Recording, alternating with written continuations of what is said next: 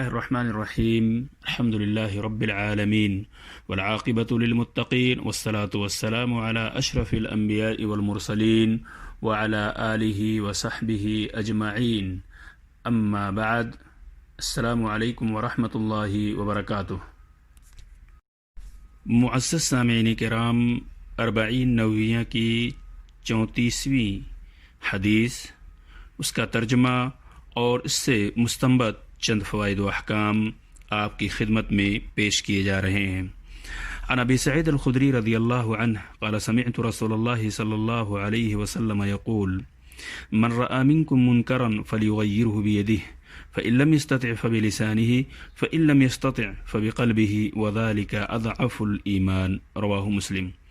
ترجمہ: ابو سعید خدری رضی اللہ عنہ سے روایت ہے کہ میں نے رسول اکرم صلی اللہ علیہ وسلم کو ارشاد فرماتے سنا، تم میں سے جو شخص کوئی منکر دیکھے تو اسے اپنے ہاتھ سے بدل دے، اگر اس کی طاقت نہ ہو تو اپنی زبان سے، اور اگر اس کی بھی طاقت نہ ہو تو اپنے دل سے، اور یہ سب سے کمزور ایمان ہے۔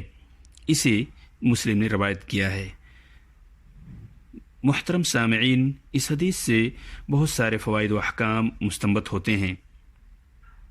یہ حدیث انکار منکر کی وجوب کی دلیل ہے۔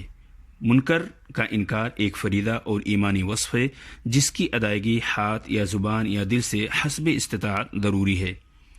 حدیث کے الفاظ سے بظاہر معلوم ہوتا ہے کہ جو شخص منکر کو اپنی آنکھوں سے دیکھے اسی پر انکار لازم ہے، جیسا کہ حدیث کے اندر موجود ہے من رأى منکم منکرا، مگر چونکہ رؤیت علم کے معنی میں بھی آتا ہے، اس لیے زیادہ راجح یہی ہے کہ یہ حدیث دیکھنے اور جاننے دونوں کو شامل ہے، لہذا ہر اس شخص پر انکار منکر ضروری ہے جسے منکر کا علم ہو یا جس نے منکر کو دیکھا ہو۔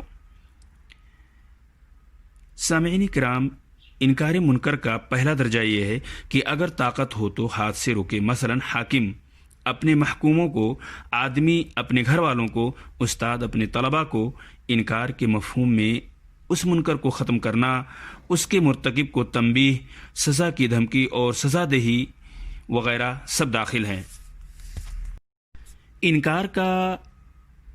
انکار منکر کا دوسرا درجہ یہ ہے کہ جسے ہاتھ سے انکار کی طاقت نہ ہو وہ اپنی زبان استعمال کرے، پند و نصیحت کرے اور دنیاوی و اخروی سزاؤں کا خوف دلائے۔ چونکہ قلم بھی ایک زبان ہے، اس لیے کسی برائی کے خلاف کتاب تصنیف کرنا، لٹریچر تیار کرنا، اخبارات و مجلات میں مضامین لکھنا، اس کے منکر کے خطرات و نقصانات سے لوگوں کو خبردار اور آگاہ کرنا اور اس سے بچنے کی طریقے بتانا بھی زبان سے روکنے میں داخل و شامل ہے۔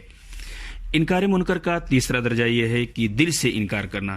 دل سے انکار ہر مسلمان پر فرض ہے، کیونکہ یہ آخری درجہ ہے، ایمان کا یہ آخری درجہ ہے جس کے بعد کوئی درجہ نہیں۔ بعد حدیث میں صراحت کے ساتھ یہ الفاظ آیا ہے کہ اس کے بعد رائی کے دانہ کے برابر بھی ایمان باقی نہیں رہتا ہے۔ تیسرے درجے کے بعد کوئی اور درجہ نہیں ہے۔ دل کے انکار کا مطلب یہ ہے کہ اس منکر کو ناپسند کرے، اس کے وجود سے اس کو دلی تکلیف ہو اور اس کی یہ نیت ہو کہ جب بھی یہ زبان یا ہاتھ سے اس برائی کے ختم کرنے کا موقع ملے گا فوراً اپنی طاقت کے مطابق اسے ختم کرے گا۔ ایمانی خصلتوں میں فرق مراتب ہے، درجات ہیں۔ ہاتھ سے انکار کرنے والا صرف دل سے انکار کرنے والے سے افضل ہے۔ ایک شخص اگر کوئی ایمانی کام اپنی عاجزی اور ناتوانائی کی بنا پر انجام نہیں دے پاتا تو وہ اگرچہ گناہگار نہیں بلکہ اس کی بنسبت وہ شخص افضل ہے جو وہ ایمانی کام انجام دے رہا ہے۔ اس اصول کی شریعت میں کئی مثالیں ہیں۔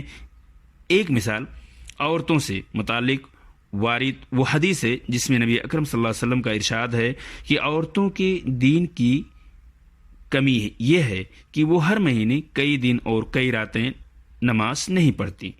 مراد حیض کے ایام ہیں، جبکہ ان دنوں میں خود شریعت نے انہیں رخصت اور انہیں نماز سے روکا ہے، اس کے باوجود اسے دین کی کمی بتایا گیا ہے۔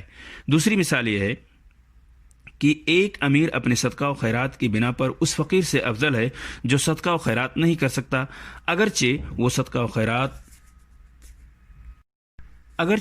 و خیرات نہ کرنے کی بنا پر گناہگار اور قابل ملامت نہیں ہے، اسی وجہ سے اللہ تبارک تعالیٰ کا فرمان ہے ذالک فضل اللہ یؤتیہ من یشاء۔ معزز سامعین، انکار منکر کی 4 حالات ہیں۔ پہلی حالت یہ ہے کہ منکر ختم ہو جائے اور اس کی جگہ پر معروف آ جائے، بھلائی آ جائے۔ دوسری حالت یہ ہے کہ منکر کم ہو جائے اور اگرچہ پوری طرح ختم نہ ہو۔ اور تیسری حالت یہ ہے کہ منکر ختم تو ہو جائے لیکن اسی جیسا دوسرا منکر اس کی جگہ لے لے۔ اور چوتھی حالت یہ ہے کہ منکر تو ختم ہو جائے لیکن اس کی جگہ پر اس سے بڑا منکر آ جائے۔ پہلی 2 حالتوں میں انکار مشروع ہے، تیسری حالت میں اجتہاد کی ضرورت ہے اور چوتھی حالت میں انکار حرام ہے۔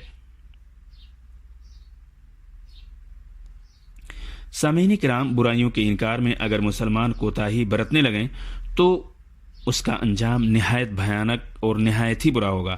اللہ کی لعنت اور اس کی رحمت سے دوری کے مستحق ہو جائیں گے، دنیا میں ہلاکت و بربادی کا مقدر بن جائے گا اور ایسی سزا سے 2 چار ہو جائیں گے کہ دعائیں کرتے رہیں گے اور قبول نہیں ہوں گی۔ امید ہے کہ سامعین کرام آپ نے اس حدیث سے امر بالمعروف والنہی عن المنکر کے بارے میں استفادہ کیا ہوگا، اور ہم اور آپ سب مل کر انشاءاللہ آنے والے دنوں میں امر بالمعروف والنہی عن المنکر کا فریضہ انجام دیں گے۔ السلام علیکم ورحمۃ اللہ وبرکاتہ۔